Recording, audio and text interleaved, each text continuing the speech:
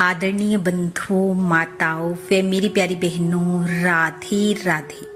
आप सभी का हमारे YouTube चैनल जीवन की धारा पर बहुत बहुत स्वागत है। बंधुओं, आज हम इस वीडियो में भगवान महादेव व माता अंजना की कथा सुनेंगे, जिसे सुनने सुनाने से भगवान महादेव की कृपा से मन इच्छा पूर्ण होती है। कथा सुनने के बाद यदि आप हमारे चैनल पर नए हैं तो कृपया हमारे चैनल को सब्सक्राइब करें, बेल आइकन को प्रेस करें ताकि हमारी वीडियो की नोटिफिकेशन सबसे पहले आप तक पहुंचे। वीडियो को शेयर व लाइक भी जरूर करें। कथा के अनुसार एक समय की बात है। माता अंजना व उनके पति केसरी संतान प्राप्ति की इच्छा को लेकर भगवान शिव की भक्ति में लीन थे। एक दिन माता अंजना ने अपने पति से कहा वह भगवान शिव को भोजन करवाना चाहते हैं।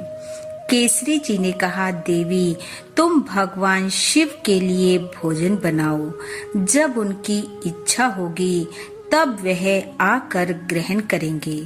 अब माता हर रोज भगवान महादेव के लिए भोजन प्रसाद बनाती, आसन लगाती और उनके आने की प्रतीक्षा करती।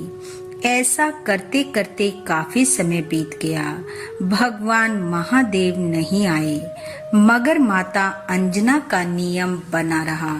वह हर रोज भोजन बना, आसन लगा, भगवान महादेव की प्रतीक्षा करती। एक दिन माता अंजना रोज की तरह भोजन प्रसाद बना भगवान महादेव की प्रतीक्षा में थी कि तभी द्वार पर एक बेहद करूप सा भिखारी आया और भोजन मांगने लगा। माता जैसे ही भोजन देने बाहर आई, उसने उस भोजन को लेने से इनकार कर दिया और शीघ्रता से भीतर प्रवेश करते हुए उस आसन पर जा बैठा जो भगवान महादेव के लिए लगाया गया था। भिखारी को ऐसा करते देख माता ने विनम्रता से कहा, ये आसन भगवान महादेव के लिए लगाया गया है। मगर वह नहीं माना और वहीं भोजन परोसने की मांग करने लगा। माता अंजना ने वहीं उस आसन पर ही उस भिखारी के लिए भोजन लगाया। भोजन को देख वह क्रोधित होते बोला, यह कैसा भोजन है, ना इसमें स्वाद है ना गंध है, पूड़ियाँ कच्ची हैं, तुम्हें भोजन भी बनाना नहीं आता। और ऐसा कहते हुए उसने कुछ भोजन गिराया और कुछ खाया। भोजन कर वह भिखारी माता अंजना को कहने लगा, तुम्हारा भोजन बिल्कुल अच्छा नहीं था। यदि यह भोजन वह अघोरी बागंबर धारी करता तो तुम्हें कुछ ना देता, लेकिन मैं तुम्हें कुछ ना कुछ अवश्य दूंगा।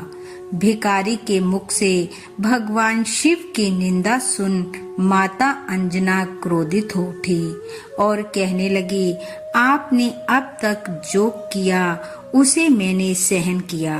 मैं अपनी मर्यादा में रही, लेकिन मैं अपने महादेव का अपमान कदापि नहीं सहूंगी।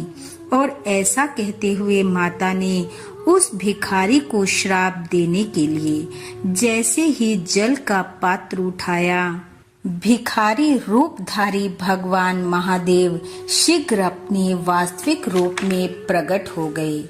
माता अंजना और उनके पति केसरी जी को आशीर्वाद देते हुए कहने लगे, हे देवी, मैं तुम्हारी पूजा और भक्ति से अत्यंत प्रसन्न हुआ।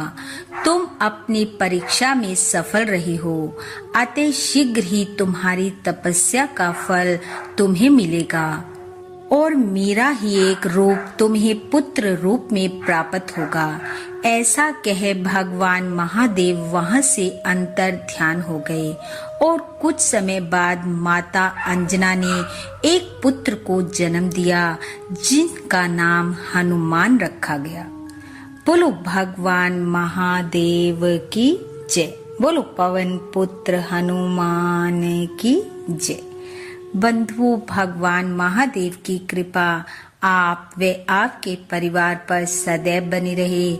आपका घर आंगन खुशियों से महकता रहे। इन्हीं शुभकामनाओं के साथ आप सबका बहुत बहुत धन्यवाद। राधे राधे।